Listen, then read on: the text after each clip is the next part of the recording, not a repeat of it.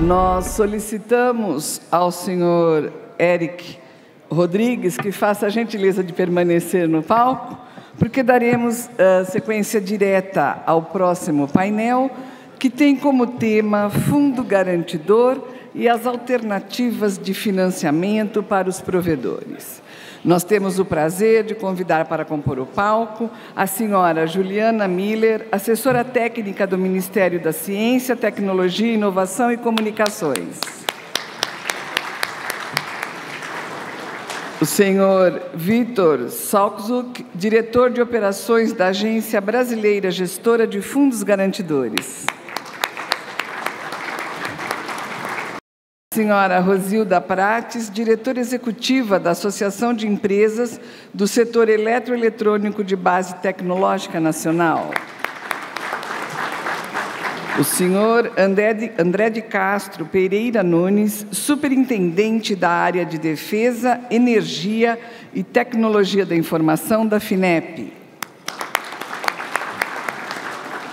Nós solicitamos aos nossos convidados que ocupem seus lugares, por gentileza, e lembramos a todos que amanhã teremos 2 momentos muito especiais neste evento: a entrega do Prêmio Abrint e a posse dos novos conselheiros e diretores da associação.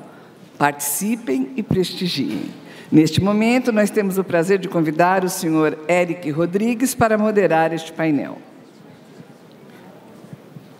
Bem, cumprimento novamente os que acabaram de chegar.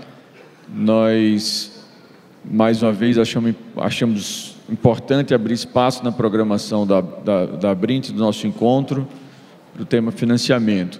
Esse tema está claramente ligado aos pilares do desenvolvimento efetivo dos nossos negócios. Por um momento, o fluxo de caixa das empresas permitiu que nós fizéssemos as expansões, atendêssemos novas áreas e continuássemos ampliando as empresas. Mas nós estamos... É interessante que o banco, na visão mais simplista, nos vê como um prestador de serviço. Mas nós, na verdade, somos uma... Acho que tem outra aí. Mas, na verdade, nós somos uma operação de infraestrutura. Nós fazemos infraestrutura e investir em infraestrutura no Brasil, em qualquer outro lugar do mundo, existe uma capacidade intensa de capital. Esse tema não é novo, né, na pauta dos provedores, nem nesse encontro, e o país continua nas suas turbulências, nos seus perspectivas de desenvolvimento, mas, por outro lado, nas dificuldades na economia e, consequentemente, juros altos, retração dos bancos, e não tem sido fácil, diante, inclusive, do cenário de desenvolvimento das necessidades que o Brasil tem. Então, de forma resumida, nós temos mostrado que temos mercado carente, nós temos pessoas que sabem fazer, nós temos uma cadeia de fornecedores ativa, pronta para participar desse processo. Nós temos os bancos que têm recursos para fazer investimento, e nós temos o país como nação com o seu desejo que seja feita a inclusão digital.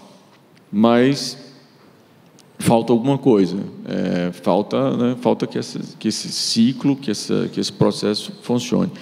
Daí a importância desse painel, da gente ficar trazendo os temas, e não é por acaso que é um tema importante. Vejam a quantidade de pessoas interessadas. Para começar o nosso painel, eu vou convidar a Juliana Miller, que é do MCTIC, assessora do MCTIC, para fazer a apresentação. Boa tarde a todos e a todas. Meu nome é Juliana Miller e, como o Eric falou, eu sou do MCTIC.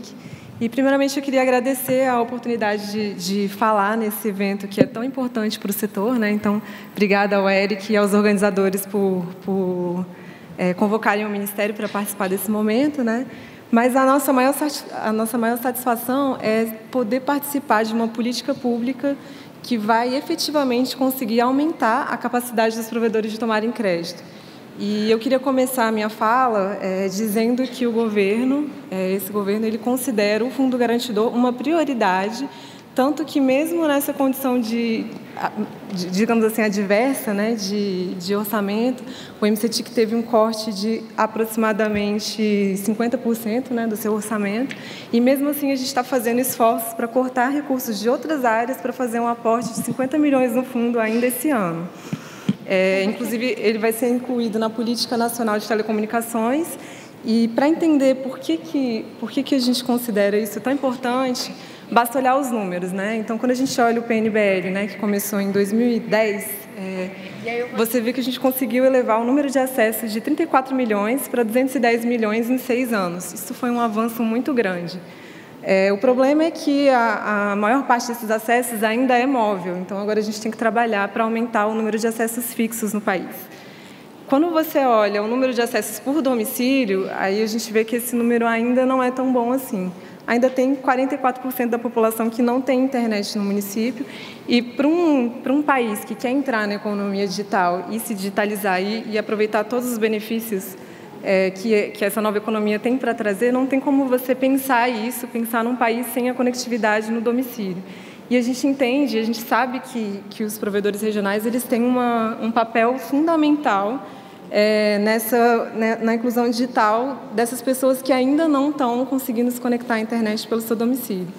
E aí, quando você vai pegar os números, né, os números agregados, eles enganam um pouco, né? Quando você pega os números da Anatel, você vê que o número de acessos via provedores regionais, ele é 10%, né, quando você pega o número agregado. E aí você vê que isso é quase que uma falácia.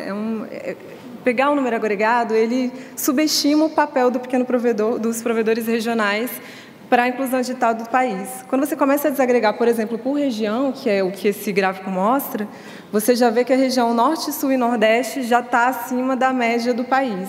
O que acontece, na verdade, é que como o maior número de acessos está na região Sudeste, onde tem uma grande presença das grandes operadoras, você acaba tendo uma redução desse número. Agora, quando você pega por município, você vê que, na média, 24% dos acessos já são de pequenos provedores. E você tem 1.241 municípios em que mais da metade da população é conectada por meio de provedores regionais, pequenos provedores e médios provedores. Então, está bem claro para o governo que a gente tem que colocar isso como centro da política pública e tentar fazer o máximo que a gente conseguir para aumentar a capacidade dos senhores de conseguirem tomar crédito e construírem essas redes para conectar as pessoas no Brasil. E a gente sabe, né, todo mundo aqui sabe, que inicialmente os provedores eles começaram utilizando tecnologia via rádio, né, e com espectro não licenciado. E agora está tendo um movimento muito grande de migração para a fibra, e isso custa caro, e por isso que a gente está falando tanto de financiamento. E aí, para nossa surpresa, em 2014, esse número já deve ser bem maior hoje, né, Eric? Mas em 2014, metade dos provedores já ofereciam acessos por fibra. A gente ficou muito feliz com esse número e a gente pensou, bom, a gente tem que fazer alguma coisa para aumentar, para acelerar esse movimento e para aumentar as pessoas conectadas com fibra ótica, com uma internet de mais qualidade. Então, esses são os motivos pelos quais o governo está colocando isso no centro da política pública e não vai medir esforços para criar esse fundo garantidor. E aí, a primeira ação, né, é essa questão do fundo garantidor para resolver o problema da garantia.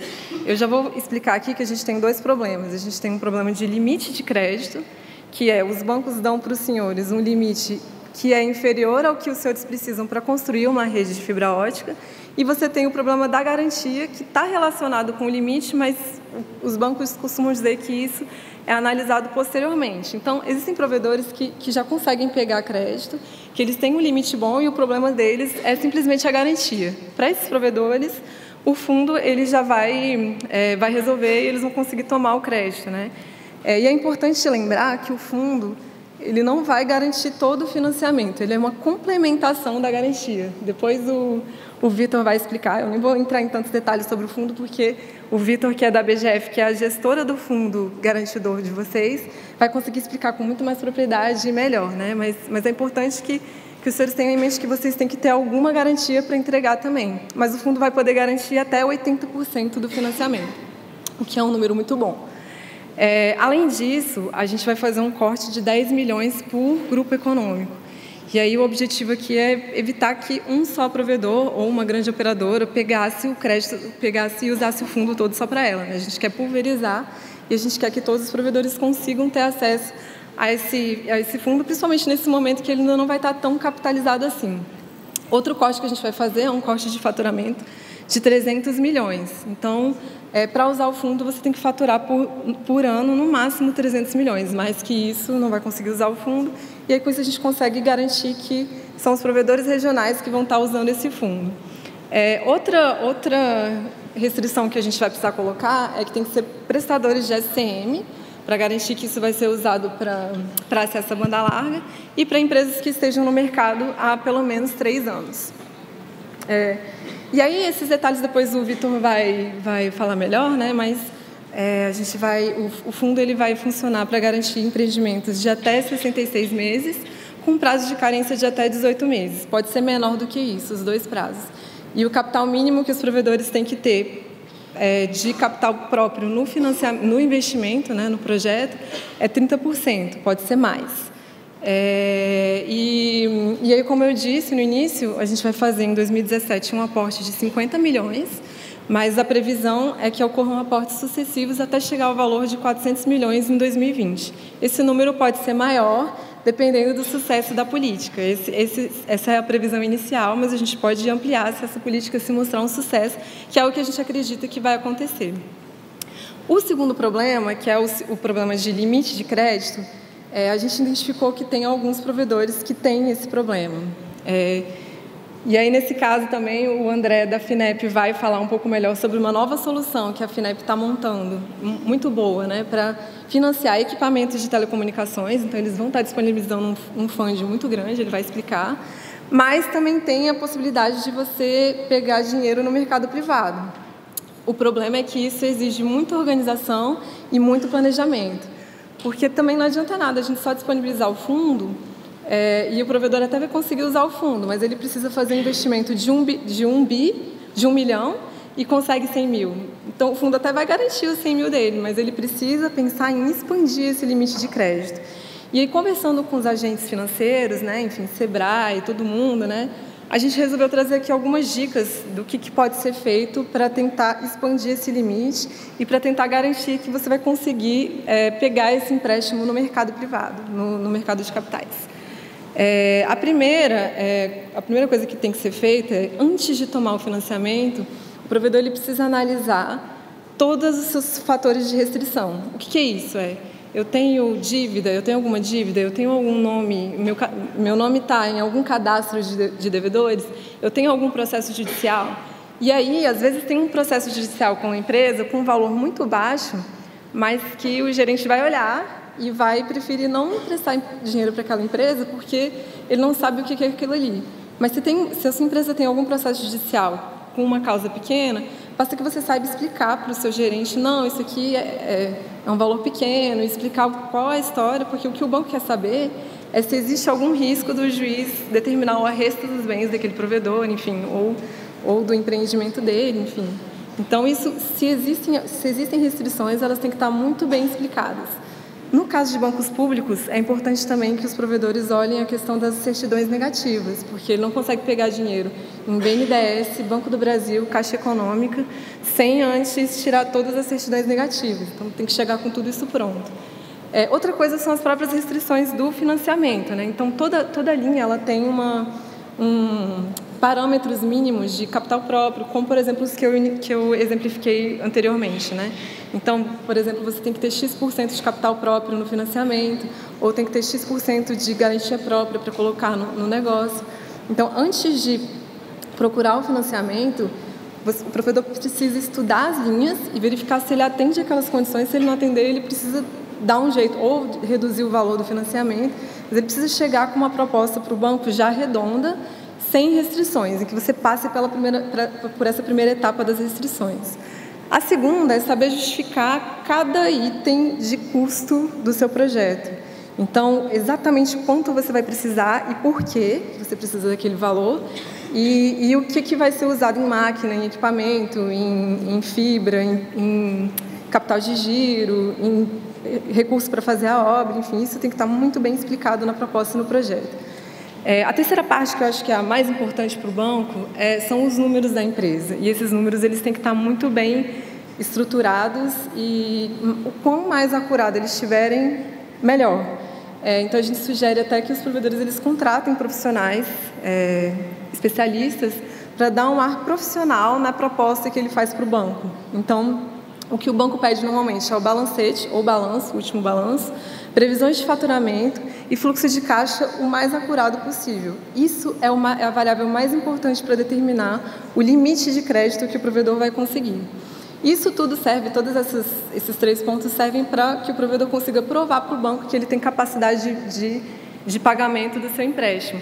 A garantia, ela funciona como o fundo, e as garantias elas vão funcionar como um acessório e podem ajudar a aumentar esse limite. Mas se o provedor não chegar lá com um balanço bem estruturado e com números que mostrem para o banco, que provem para o banco, a gente sabe que vocês conseguem, assim, a gente tem visto a evolução dos provedores e acompanhamos várias empresas, a gente tem visto o crescimento dos provedores, mas o banco ele não está acompanhando isso e ele não tem como parar para fazer ele mesmo esse trabalho. Então, o provedor ele tem que chegar para o banco com esse trabalho todo feito, esse dever de casa todo feito.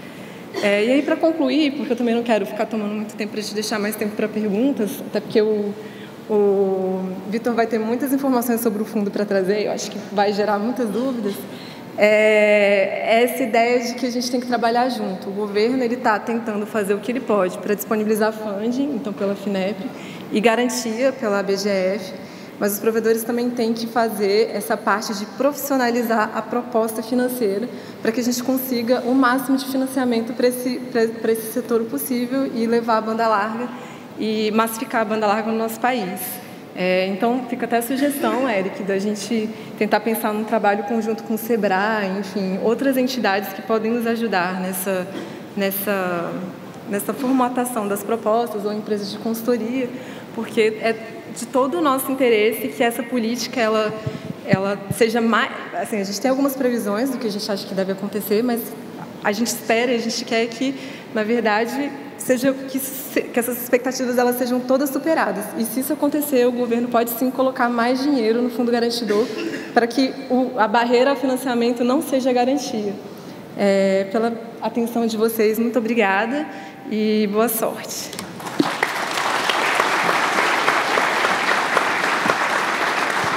Obrigado, Juliana. Eu já passo aqui para o Vitor, que é o diretor de operações da BGF.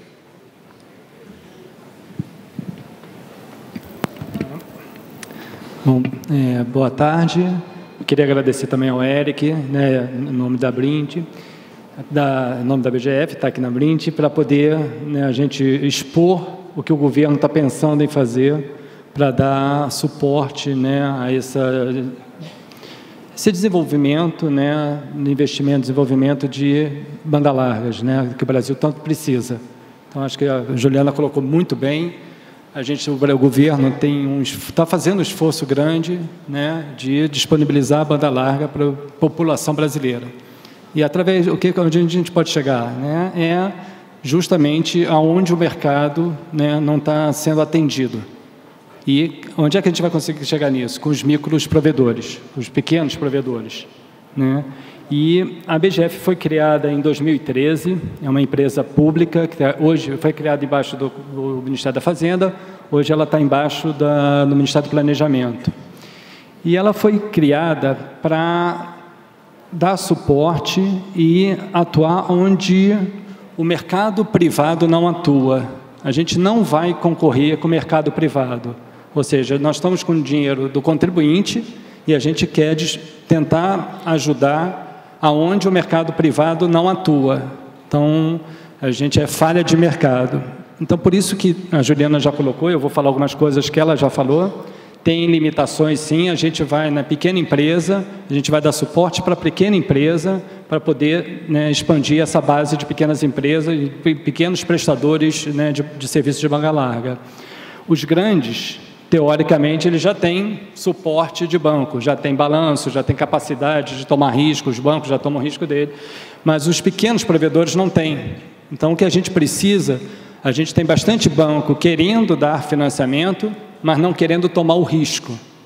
Onde o FGE vai entrar é exatamente aí, tomar parte desse risco para viabilizar esses financiamentos. Tá? Então, o que a gente vai correr aqui, o risco que a gente vai dar, a cobertura que a gente vai dar para o banco, é uma cobertura de crédito, de risco de crédito. Ou seja, a empresa vai pegar um financiamento junto ao banco e, se ela tiver uma incapacidade de pagar, a gente vai cobrir isso, parte desse financiamento, nessa parte dessa prestação que ela tem que pagar para o banco, a gente vai cobrir, né, vai dar cobertura para isso. Tá? O objeto, né, da garantia, o objetivo dele é dar, eu já falei, é dar o apoio ao financiamento, né, de expansão de serviços de telecomunicações. Aí que vem um enquadramento, que ainda precisa ser enquadrado, né, no âmbito nacional, né, no Plano Nacional de Banda Larga. O FGE, por ser um fundo público, a gente só pode dar garantias se esse Plano Nacional de Banda Larga for enquadrado como objetivo do governo. Então, assim que ele for enquadrado, a gente vai poder dar esse suporte.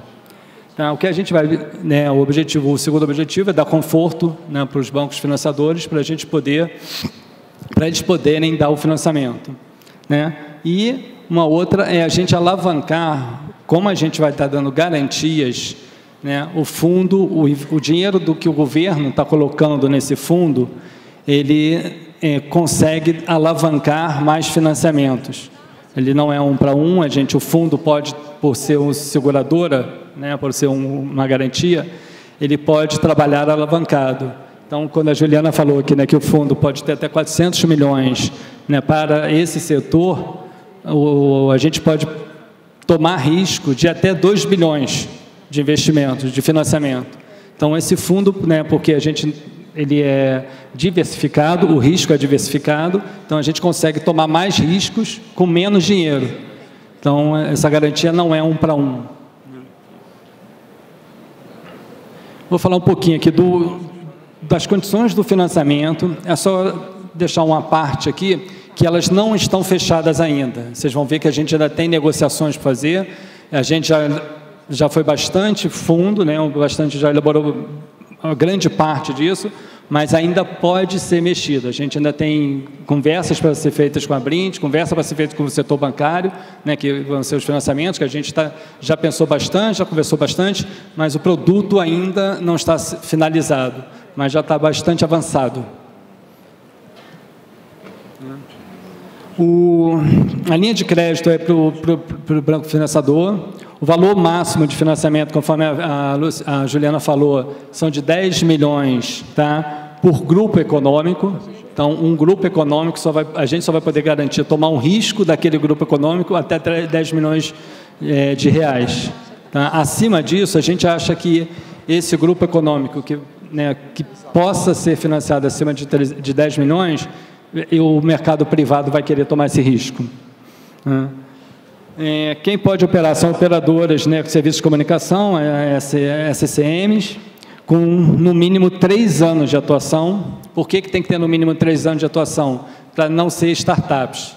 Startups são realmente empresas mais arriscadas, e aí a gente prefere, nesse primeiro momento, não tomar o risco dessas startups. Então, já tem que ser empresas que já estão, no mínimo, operando há 3 anos no mercado. O risco da classificação do Bacen, aí eu não sei se estou sendo muito técnico, mas o mínimo risco que o maior risco que a gente vai aceitar é C. Então, a gente vai aceitar risco A, risco B e risco C das empresas. Tá? E o faturamento das empresas, que aí são as micro e pequenas empresas, é uma classificação também que o Brasil tem usado, faturamento anual de até 300 milhões de reais. Empresas que faturem acima disso, provavelmente o mercado privado também vai ter solução para elas. O prazo de financiamento são de 66 meses, isso aí dá 5 anos e meio. Tem um prazo de carência de 1 ano e meio, ou seja, ele pega os recursos no banco, financiamento, vai fazer o investimento, né, na estrutura, né, de banda largas.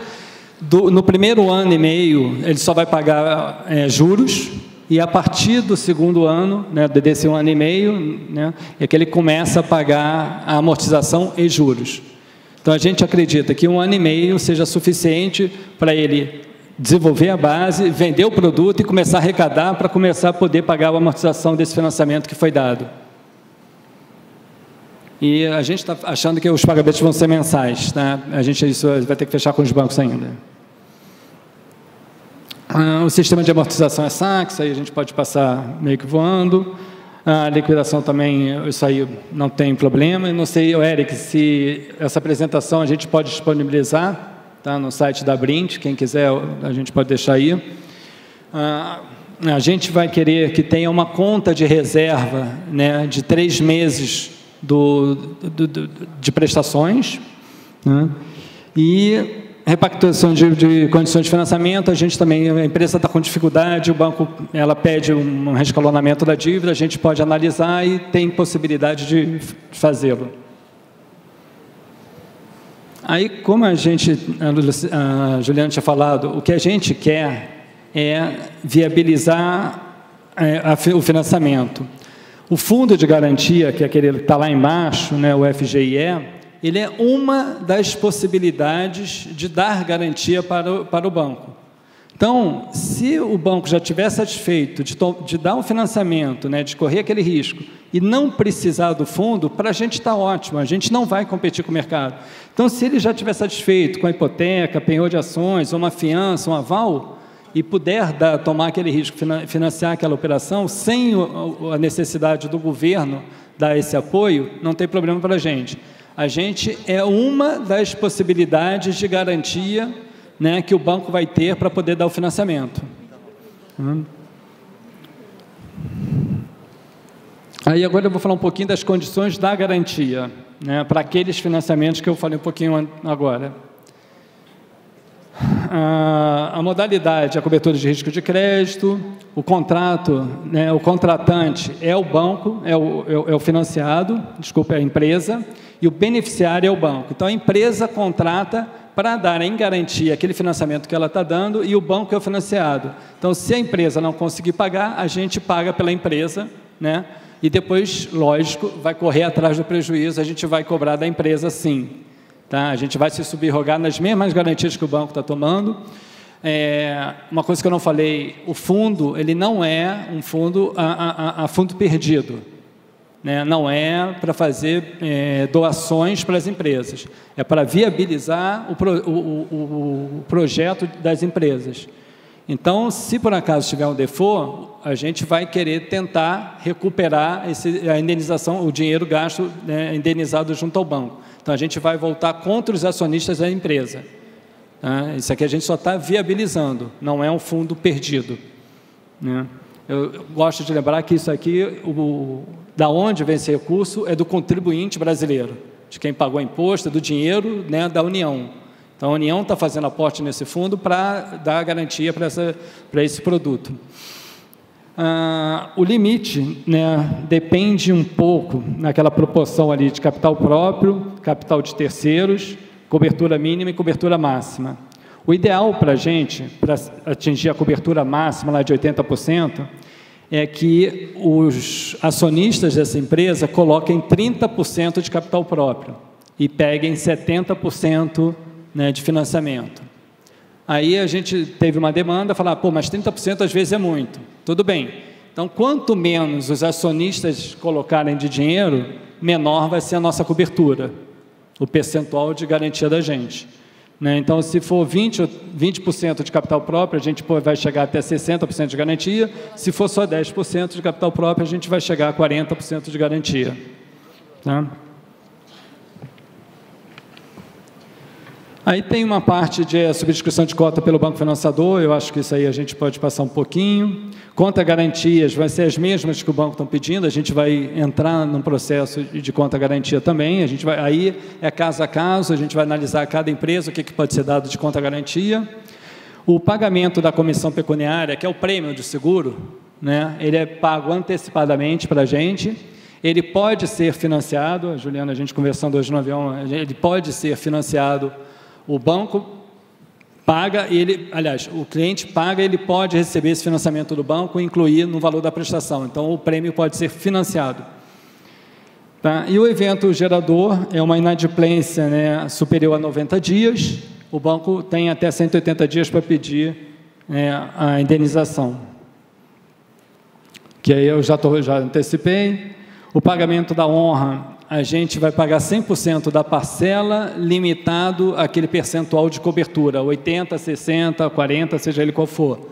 Tá? Então, a gente vai pagar antecipadamente, a gente vai pagar a parcela para o banco, mas com a limitação do valor sobre o saldo devedor.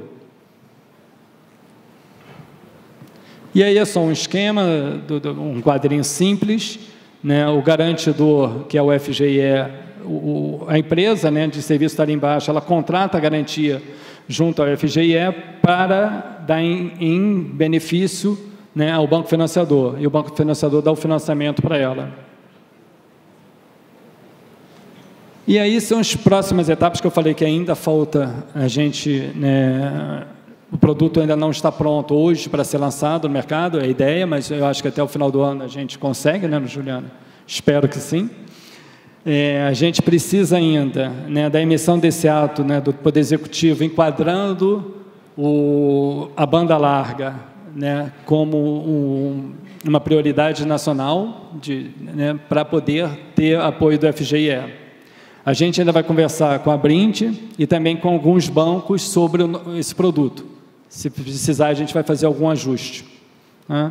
E o restante são passos que a gente tem que dar dentro da BGF, tá? Para poder o produto ficar pronto. São mais burocracia mesmo, dentro da BGF, para o produto, a gente poder colocar o produto na praça. Eu acho que é isso, o tempo está acabando, eu acho que estou dentro do tempo, né, Érica? E a gente fica depois aberto para qualquer pergunta. Tá? Obrigado. Hein?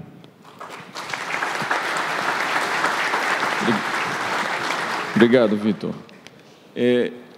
Eu gostaria de fazer um pequeno comentário aqui, que nós temos, casualmente, os nossos painelistas ficaram à minha esquerda e à minha direita, e à esquerda ficou uma iniciativa. É claro que essas iniciativas têm o mesmo propósito, né, de gerar recursos para investimentos.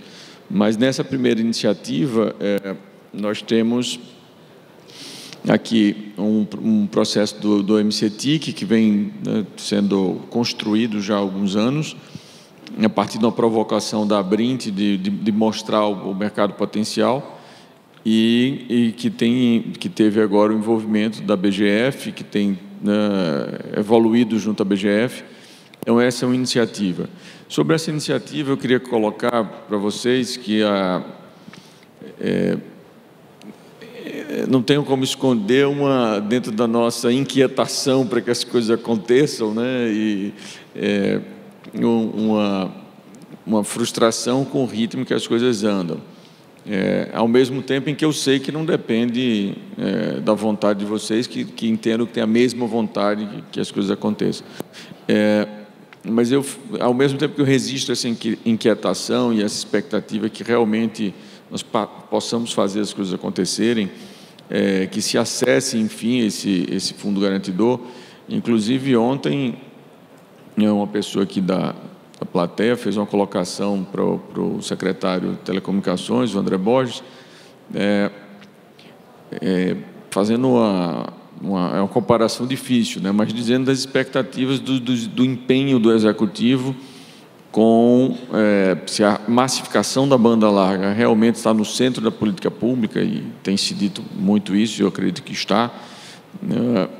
A colocação de recursos ou fazer acontecer o fundo garantidor é um dos melhores custos-benefícios que pode existir. Se não, um dos melhores, quer dizer, duvido que tenha um igual. É o melhor ou está igual ao outro, do ponto de vista de colocação de recurso público, porque o que potencializa de massificação é impressionante. E eu entendo toda a cautela, né, de dar os passos corretos, de fazer os testes, mas nós estamos nessa fase aí dessa inquietação, eu faço esse registro. E em paralelo, eu registro aqui para os meus colegas, que todo o tempo, meus amigos e companheiros de negócio, que eu posso ver, né, como a Brint, nós podemos ver uma evolução. Está sendo construída uma modelagem, nós fomos convidados para discutir, já tivemos 3 ou 4 reuniões com a própria BGF. Na última reunião, inclusive, eu pensei que ia ser uma reunião com 2 pessoas, uma reunião mais de acompanhamento, e estava uma mesa com todos os técnicos envolvidos, gente do Ministério do Planejamento, é claro que do MCTIC, estava o presidente da BGF, que não podia estar, não estava em Brasília naquela data, em teleconferência para participar da reunião, e eu escutei dele o compromisso de dizer que era importante para a BGF a criação desse fundo. Então, a utilização do FGI é pelo nosso setor. Então, o testemunho que eu dou para os senhores é que estou vendo, né, que as coisas estão acontecendo, as etapas estão postas aí de forma muito clara, e nós estamos participando. Estamos fazendo os nossos pleitos. Um dos pleitos foi que, no caso que os bancos, como os bancos regionais, está usando o meu exemplo, que é o Banco do Nordeste, que chega a financiar até 90% do investimento, e nesse caso o Fundo Garantidor tem uma limitação de 80% para o patamar máximo. Então foi um pleito que foi levado, tem sido discutido, argumento vai, argumento volta. Infelizmente o nosso país é burocrático mesmo. Agora depende de uma resposta do Banco Central sobre determinados temas, e o tempo vai passando, mas eu fiz questão de fazer dar esse testemunho aqui, de dizer que eu continuo esperançoso. A Juliana cochichou para mim, mas eu não vou aguentar, vou ter que dizer para vocês também. Ela disse: olha, esse ano sai, ela disse: olha, eu queria ter trazido essa notícia do lançamento aqui no evento, que inclusive era um plano, foi um pleito que nós fizemos, vamos lançar no evento. E ela estava me colocando das dificuldades burocráticas, mas disse: olha, esse ano sai, eu vou acreditar nela, e até porque, já que ela disse isso de público, né, eu acho que não vai fugir desse compromisso público aqui conosco. Bom, e agora nós temos a outra aplicação. Há uma iniciativa provocada pela PID Brasil, e depois a Rosilda vai falar melhor sobre isso, junto à FINEP.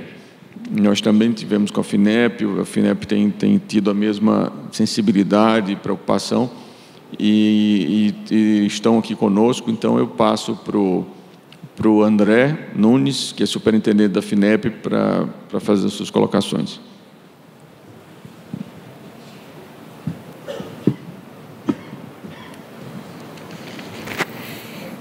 Boa tarde.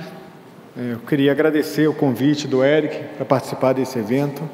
É um orgulho para a FINEP poder conversar com tantos provedores de acesso à internet, sabendo da importância que vocês têm no desenvolvimento, na expansão da banda larga no país.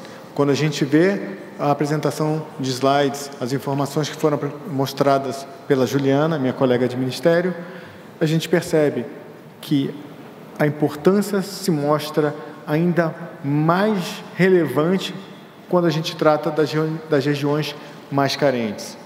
Quando a gente trata da região Norte, Nordeste, Centro-Oeste, fica mais evidente ainda a importância do trabalho de cada um de vocês.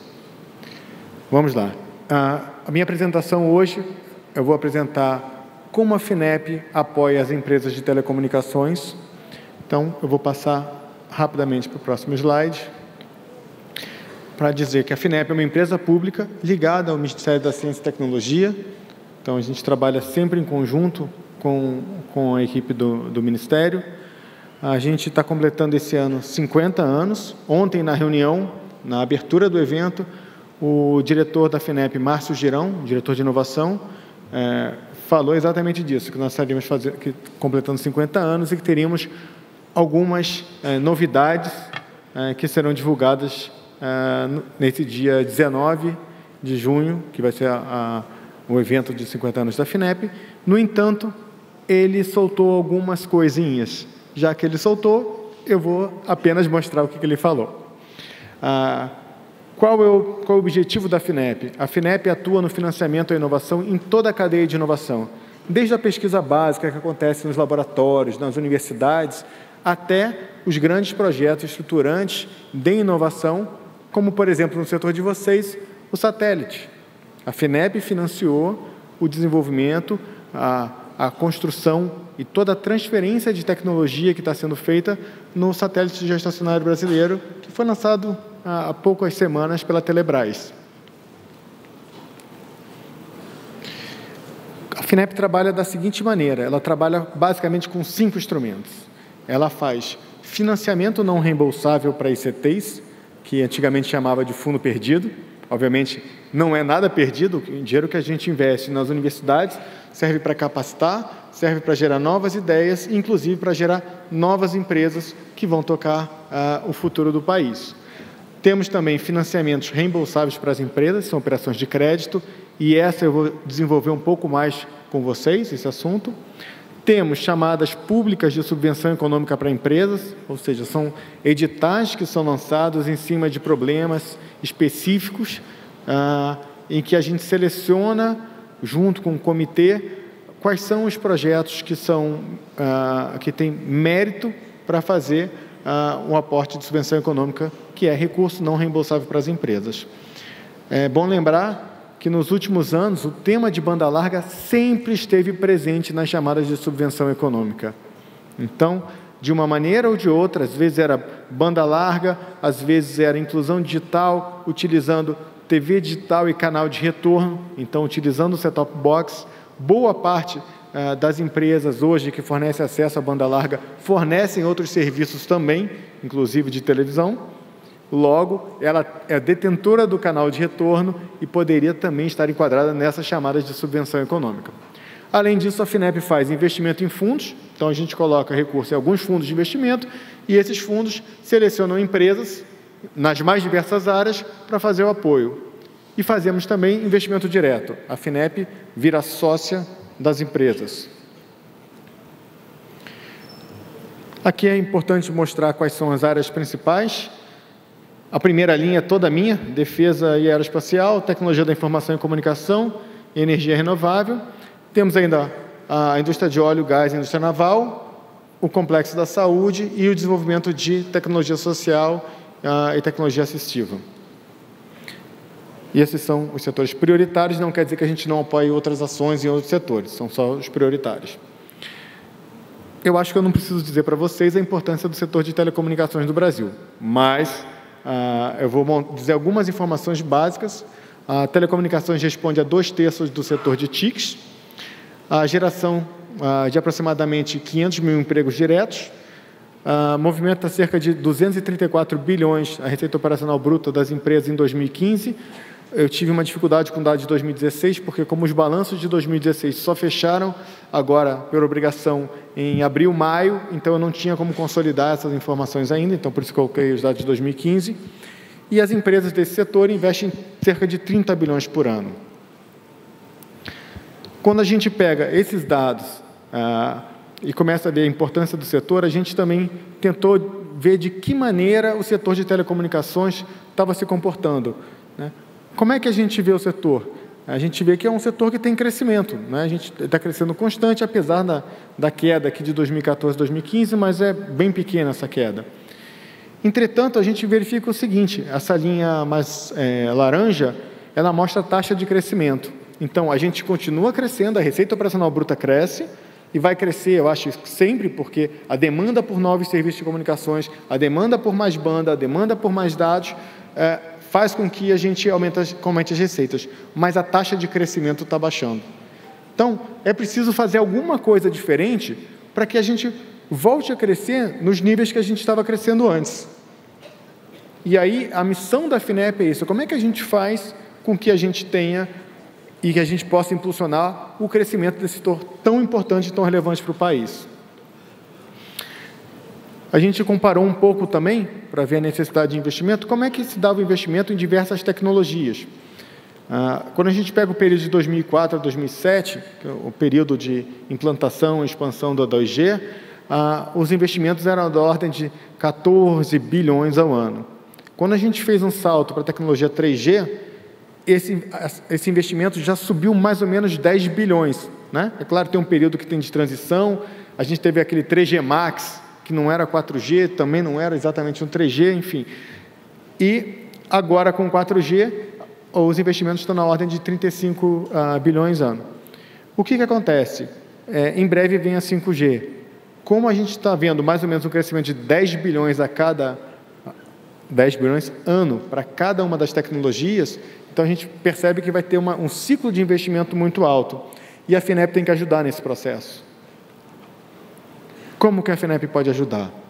A gente fez uma proposta, construímos isso em parceria com o Ministério da Ciência e Tecnologia, discutimos bastante com a P&D Brasil, bastante com a Brint, para verificar como a FINEP poderia incentivar o setor. E, em função disso, foi proposto um programa de apoio às empresas brasileiras que desejem comprar equipamentos de telecomunicações. Pela nossa Constituição, empresa brasileira é qualquer empresa que esteja no Brasil, que tenha um CNPJ. Então, uma multinacional que queira comprar equipamentos de telecomunicações pelo programa, poderia comprar qualquer empresa que esteja, de fato, no Brasil. Qual a diferença? É qualquer equipamento de telecomunicação? Não. São os equipamentos de telecomunicação certificados pelo MCTIC com portaria do Ministério 950 no NCM 8517. NCM é a nomenclatura comum do Mercosul. Então, os equipamentos de telecomunicações são classificados na nomenclatura comum do Mercosul como 8517. Como a fonte de recursos que a gente tem para aplicar nesse programa é do Fundo de Telecomunicações, do Funtel, então a gente fez esse casamento. A gente vai apoiar o financiamento dos equipamentos que estejam na posição 8517, que é a posição telecomunicações, de tal forma que esteja absolutamente transparente que o fundo está sendo utilizado exatamente para a sua finalidade. Não há desvio de uso do recurso, e garantindo assim que todo o dinheiro que é arrecadado nas nossas contas de telefone, quando a gente pega lá, tem 0,5% do Funtel, que eles possam, de fato, ser utilizados no próprio setor de telecomunicações. Então, a gente visa apoiar o crescimento das empresas, acompanhar no período de 2017 até 2020, como é que vai dar o crescimento, acompanhar aquelas linhas que a gente mostrou, né? E apoiando a aquisição desses equipamentos de telecomunicações. A portaria, eu acho que a Rosilda vai falar depois, então, mas há uma lista dos equipamentos que tem portaria 950 no Ministério da Ciência e Tecnologia, e acho que a Rosilda vai mostrar algumas coisas depois que eu não vou estragar a surpresa. Como é que a gente relaciona a FINEP é a Casa da Inovação, a Agência Brasileira da Inovação, e agora vai financiar a aquisição de equipamentos? Qual a relação desses produtos que tem portaria 950 com a FINEP? A gente pegou os dados de todos os produtos e de todas as empresas que têm portaria 950 na posição 8517. E a gente descobriu o seguinte: 62% das empresas que possuem essa portaria são clientes da FINEP. Ou seja, elas já tiveram um contrato de crédito, de subvenção, ou participaram de forma cooperativa com instituições de pesquisa no desenvolvimento de novos produtos ou novos serviços.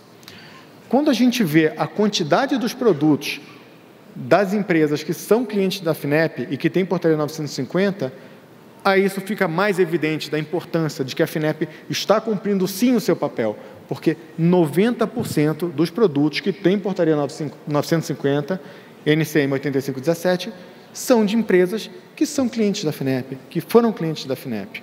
E quando a gente faz a relação dessas empresas, a quantidade de projetos que eles já tiveram, a gente percebe que são empresas que fazem investimento em inovação, pesquisa, desenvolvimento e inovação de forma contínua. Então, muitas delas têm 2 ou 3 contratos com a FINEP nos últimos 10 anos, ou seja, elas aportam e desenvolvem de fato tecnologia no país. Em números absolutos, são 327 produtos. Parece que ontem foi atualizada a lista, na semana passada, e a gente já vai atualizar esses números, mas é absolutamente relevante saber que são empresas que, de fato, investem em inovação. Sempre há um questionamento, mas só tem empresas, então, brasileiras? Não, tem empresas multinacionais que também têm portaria 950. Então, a gente financia os produtos, né, a aquisição dos produtos de empresas que desenvolveram aqui. Multinacional que desenvolveu aqui está dentro do programa. Então, não há exclusão se a capital é nacional, se não é nacional. O que define ser objeto de financiamento é ter desenvolvimento no país. E quem certifica se teve esse desenvolvimento é o próprio Ministério da Ciência e Tecnologia. Então, é uma fonte absolutamente confiável de um parceiro, né? Nós somos vinculados ao Ministério da Ciência e Tecnologia e fica absolutamente transparente a forma como a FINEP trabalha, utilizando esse mecanismo que a gente está fazendo, está propondo. A FINEP sempre apoiou o ciclo de inovação, só que a gente mudou um pouco a forma de atuar. A FINEP entrava financiando o desenvolvimento de produtos e processos. Naquela caixa azul clara, P&D na indústria, a gente colocava dinheiro ali para que as empresas fizessem novos produtos. Ao desenvolver esses novos produtos, colocavam no mercado, que depois eram adquiridos por empresas como as dos senhores. Depois esse recurso voltava para as empresas para fazer novos produtos. O que a gente está propondo agora, que a FINEP está propondo, é o seguinte: nós vamos financiar a demanda. A gente vai continuar fazendo o mesmo ciclo da inovação, só que em vez de eu começar a gerar a roda ali por baixo, no P&D na indústria, eu vou começar a gerar na demanda, nas empresas brasileiras que querem adquirir esses equipamentos. E vamos ver de que maneira essa roda vai girar. O nosso sentimento, e o que a gente vai precisar avaliar, é que a gente acha que talvez vai girar muito mais rápido fazendo um incentivo nesse ponto. Tá? E sabendo que é uma carência do setor, a possibilidade de ter outros mecanismos de financiamento, acreditamos que é bastante oportuno que a FINEP, de fato, implemente esse programa.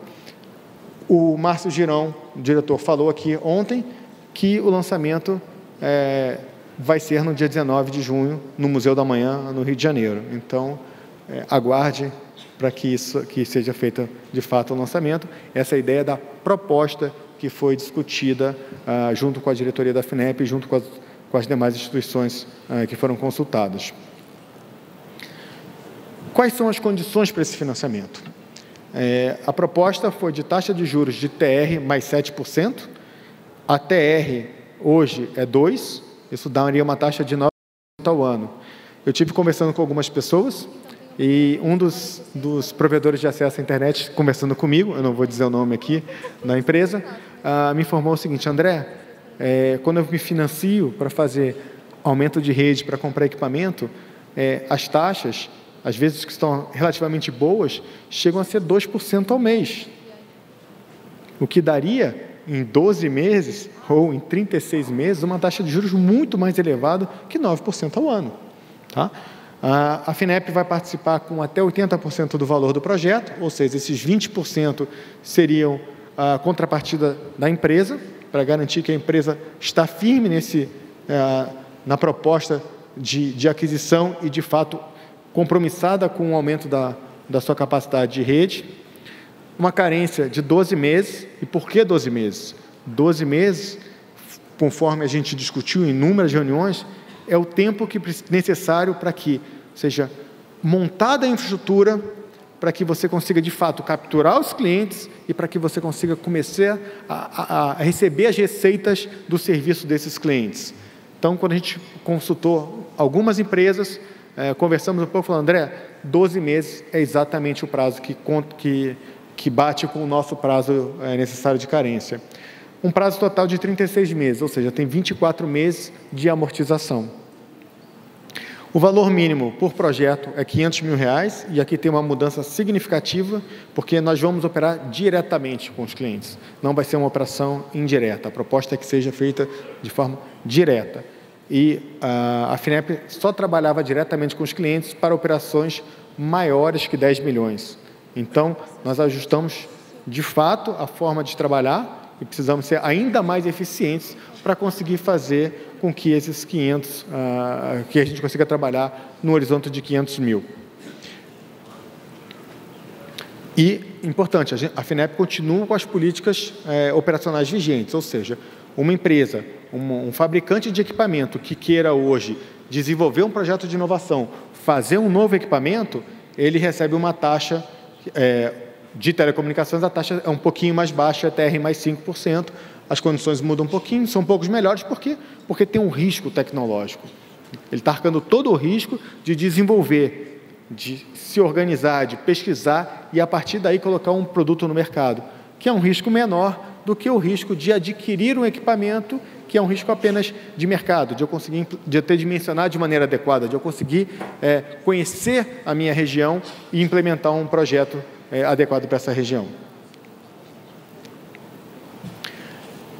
Qual o modelo operacional? Isso aqui é o modelo operacional de toda a FINEP. Tem uma etapa de cadastro da empresa e moderação desse cadastro, uma etapa de cadastro da proposta, que é o pedido, de fato, do financiamento. Tem a parte, nós fazemos internamente uma etapa de análise técnica e econômica financeira. A FINEP faz análise técnica e econômica financeira. Nossa meta é 30 dias. 30 dias a gente diz se vai ou não vai. Não fica 5 meses, 6 meses, um ano, falar, não deu. Enquanto isso, a empresa adiou e muitas vezes perdeu a oportunidade de fazer o investimento. Então, a gente tem esse compromisso de fazer em 30 dias. Eu cobro 30 dias da minha equipe. Tá?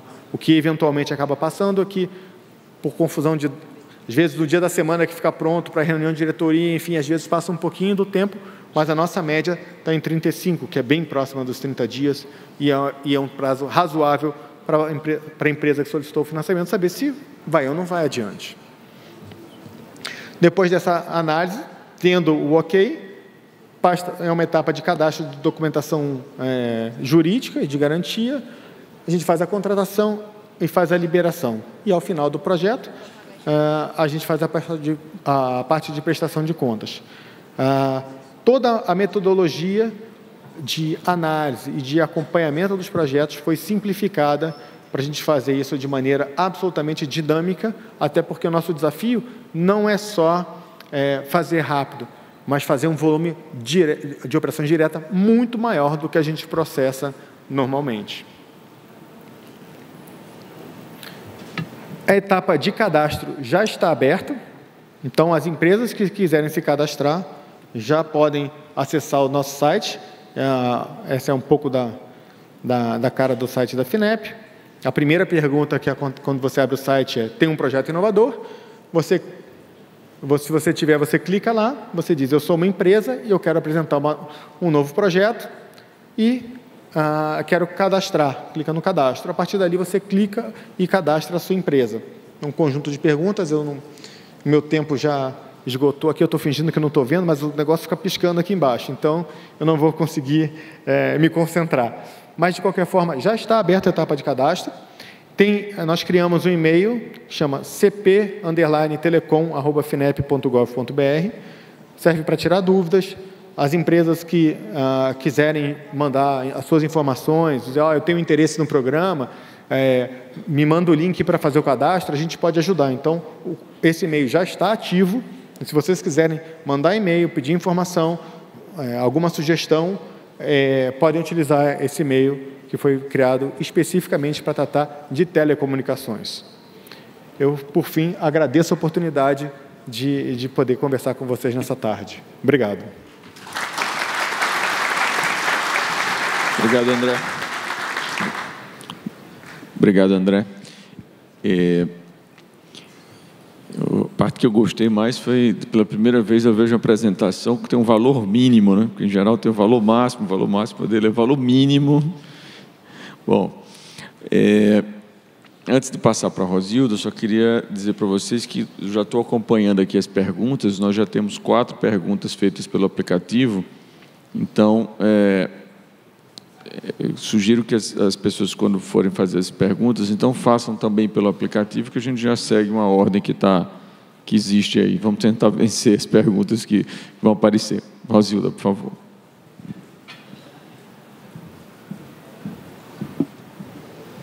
A Rosilda é diretora executiva da P&D Brasil. Boa tarde a todos. Para que ninguém durma, boa tarde de novo. Muito bom.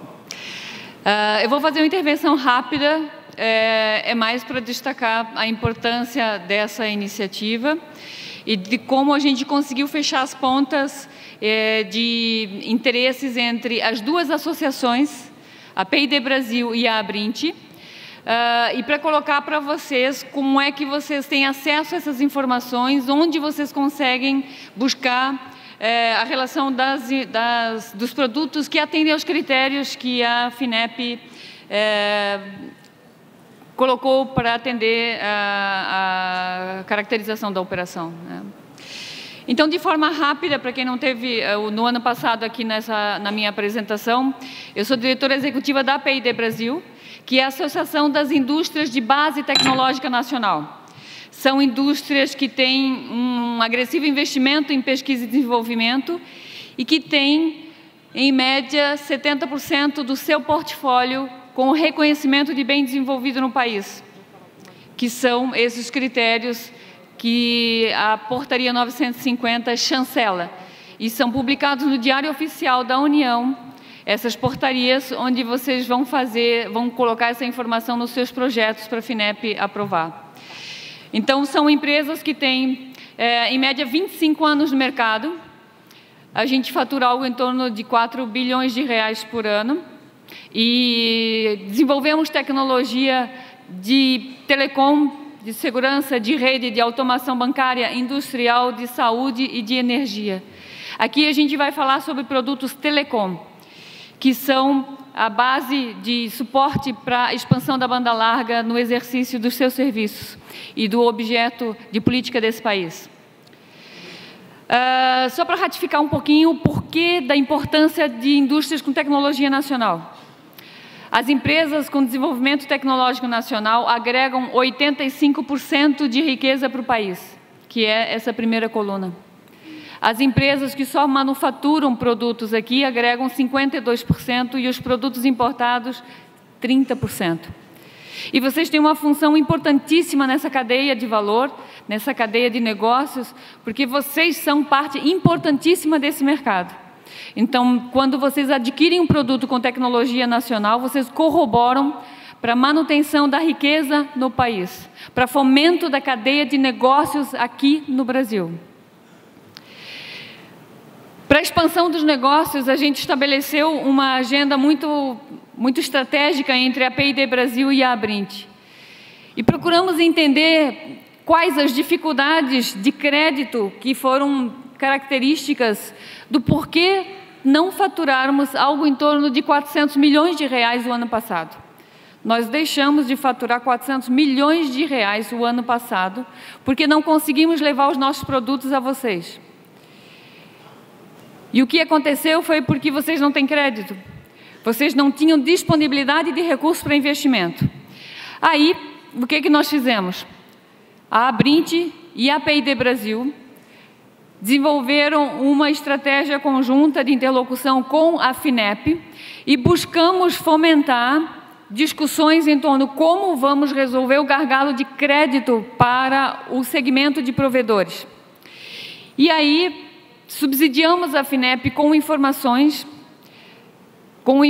relacionadas ao setor, ao ambiente de negócios e a necessidade de expansão dos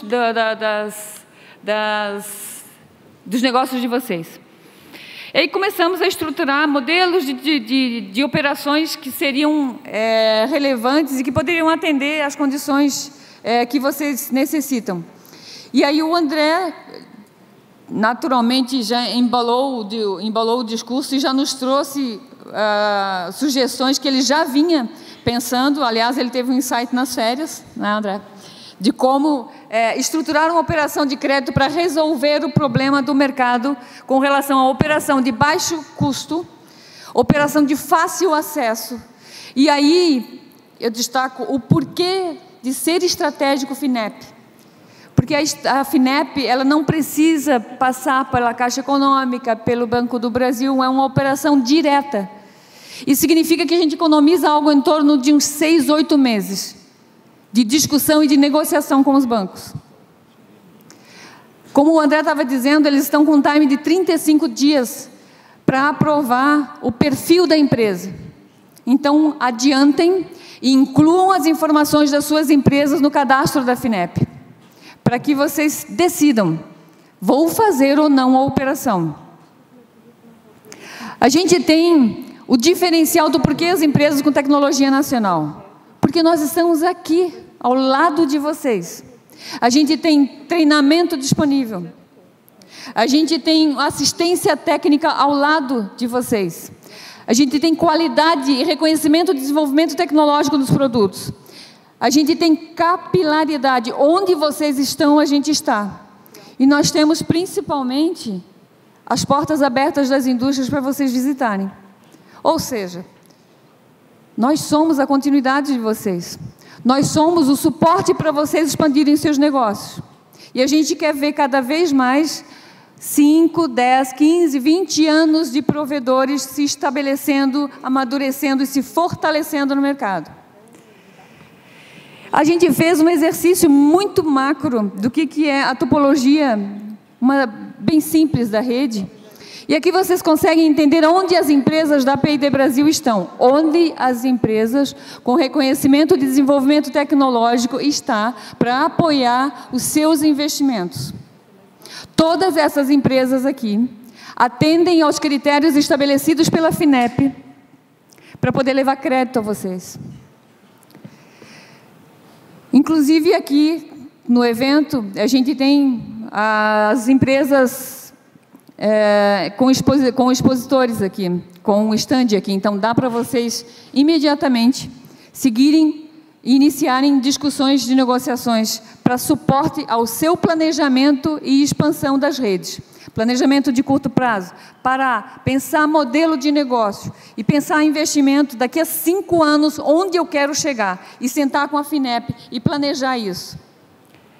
Onde vocês encontram essas informações? Quais são os produtos? Lá no site da P&D Brasil, no canto superior direito, existe um banner lá de destaques, onde fica randômico lá várias informações importantes, onde a gente vai colocar, a gente vai fazer o congelamento dessa página durante 2 semanas, para vocês acessarem a relação das empresas com o desenvolvimento tecnológico nacional e a relação dos produtos. Então, aqui, nesse espaço do nosso site, nós vamos dedicar durante 2 ou 3 semanas para vocês. O que vocês vão encontrar lá? Vocês vão encontrar lá um compilado de informações. Todas essas informações são oficiais. Essas informações são do site do MCTIC, com o hiperlink e a relação das empresas. Naturalmente que aqui eu dei destaque para as empresas da P&D Brasil, mas vocês vão encontrar lá várias outras empresas que têm o reconhecimento de bem desenvolvido no país. Nesse hiperlink você vai encontrar a relação de todas as empresas e de todos os produtos e modelos que atendem ao critério. Então lá vocês vão ter as informações relacionadas ao produto, ao modelo, a data e o número da portaria publicada no Diário Oficial. Que informações essas que o André vai exigir na hora do cadastro do projeto. Então são informações importantes para vocês iniciarem o planejamento de vocês. Nós estamos à disposição de vocês para apoiar o roadmap de investimento de vocês e a expansão dos seus negócios. Fomentar a cadeia de negócios de provedores é nossa missão. Nossa missão estratégica nesse tema. E a gente está à disposição de vocês para o que vocês precisarem. Tanto na P&D Brasil, quanto na FINEP, quanto a Abrint, quanto a MCTIC, à disposição de vocês no apoio à expansão dos seus negócios. Muito obrigada.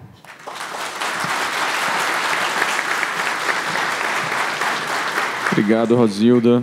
Obrigado pela apresentação e obrigado também pela parceria em busca de caminhos.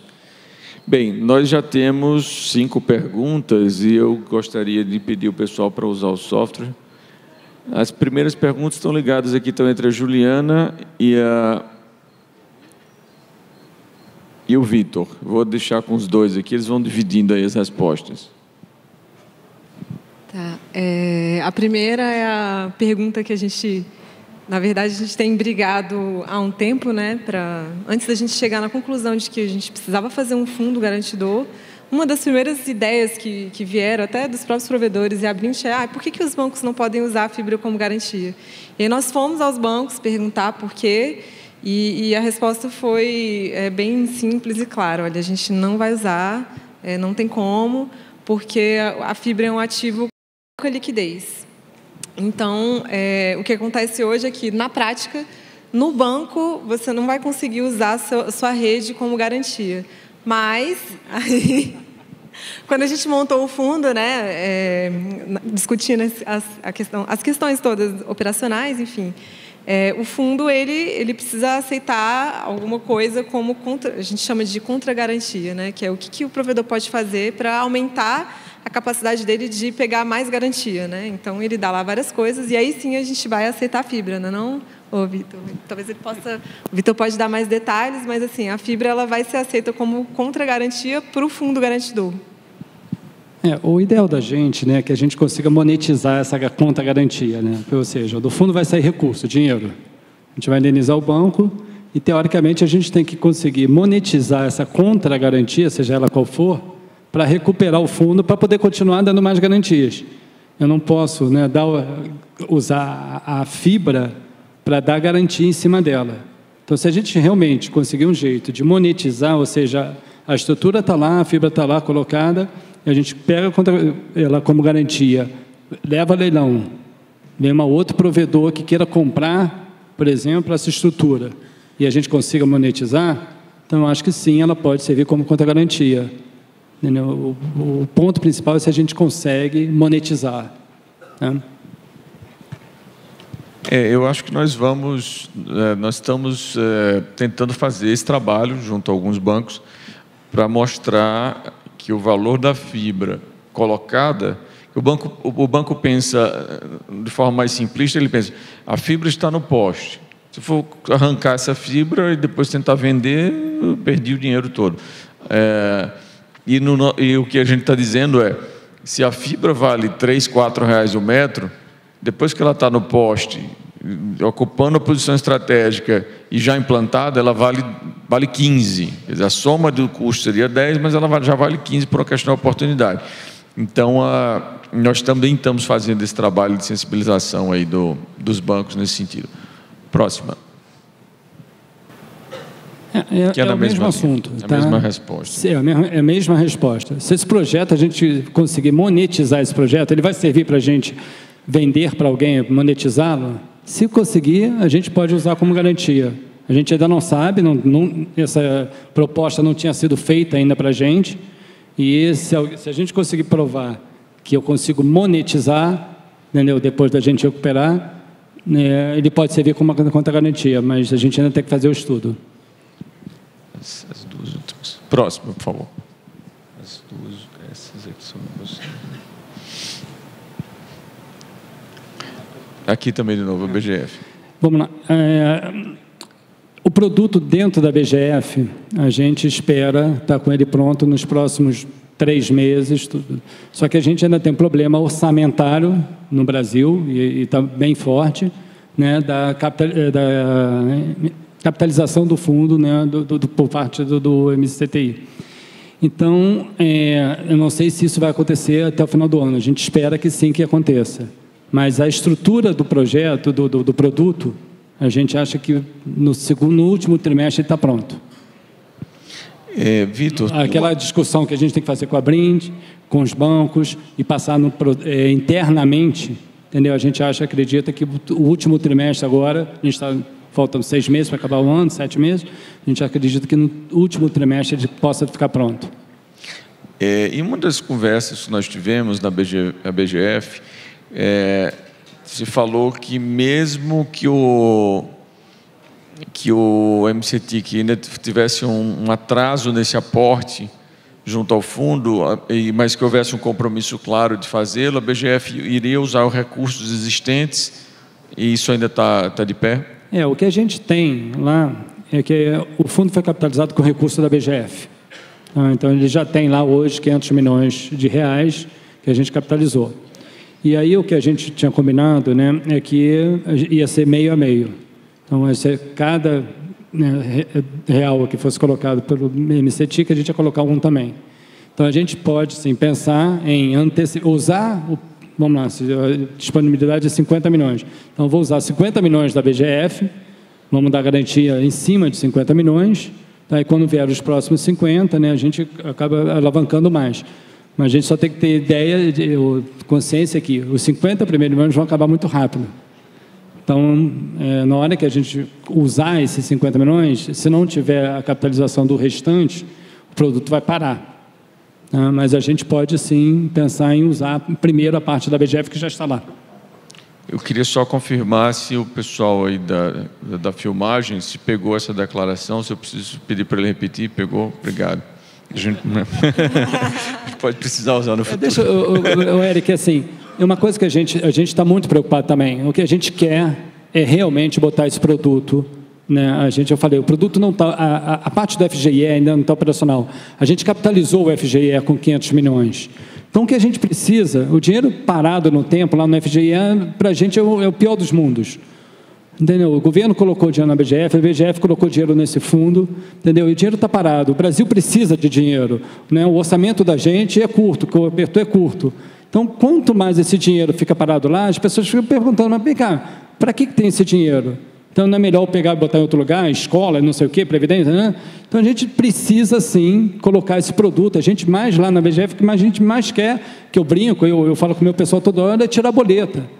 Entendeu? Vamos botar o produto lá e vamos, né, fazer o produto. A gente precisa disso para comprovar que o objetivo do FGE, entendeu? A gente consiga mostrar um benefício, né, da composição desse fundo. Tá. Nosso tempo está estourado. Eu vou pedir à organização, como o nosso começou um pouco atrasado, eu vou pedir 5 minutos de tolerância, não passe de 5, a gente tentar vencer aqui de forma bem objetiva as poucas perguntas que ainda faltam. Próxima, por favor. Tá bom, já é a próxima. Juliana. Essa é rápida. Essa aqui é em relação ao que pode servir como comprovação para os 3 anos, né? A gente vai usar o registro da empresa na junta comercial, que é a data de nascimento da empresa mesmo. Pode passar para a próxima. É o André. A FINEP trabalha com um rol de garantias tradicional, como todos os bancos. E a gente precisa sempre trabalhar com garantia. Só para dar um exemplo, eu mencionei o satélite da Telebrás, que a gente financiou, e mesmo o satélite da Telebrás, que tem um componente importante dentro da banda larga, que tem um componente também importante no âmbito da defesa, essa operação precisa de garantia. A gente não consegue trabalhar sem as garantias. No entanto, a gente sabe que no dia 19 será anunciada algumas novidades no setor de garantia. Eu ainda não estou autorizado, mas dia 19 agora vão ser anunciadas algumas novidades em relação à garantia. Mas hoje em dia são as garantias tradicionais e elas são tratadas e negociadas caso a caso, né? Em alguns casos, dependendo dos contratos, podem ser recebíveis. Isso é negociado caso a caso, porque cada operação tem a sua característica. E o fato da FINEP trabalhar diretamente permita que a gente entenda qual o problema e construa essa solução com o cliente. Não é uma questão de massa, é no 1 a 1 a definição das garantias.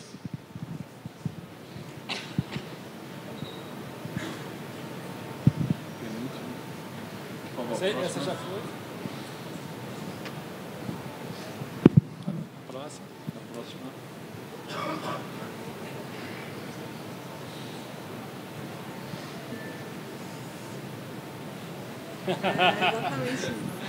Eu estava conversando aqui com a Juliana exatamente isso, né? Propor ao André, né, que a FINEP possa usar o fundo como garantia. Para a gente não tem problema nenhum de onde vem o financiamento.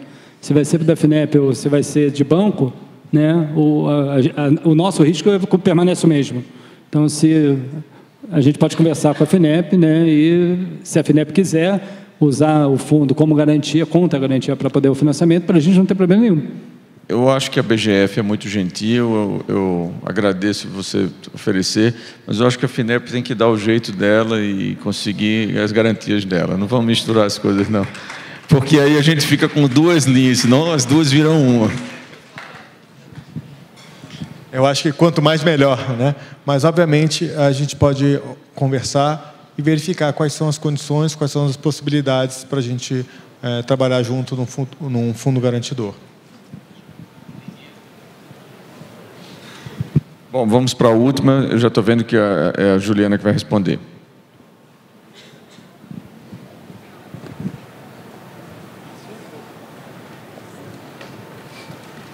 Vai de novo?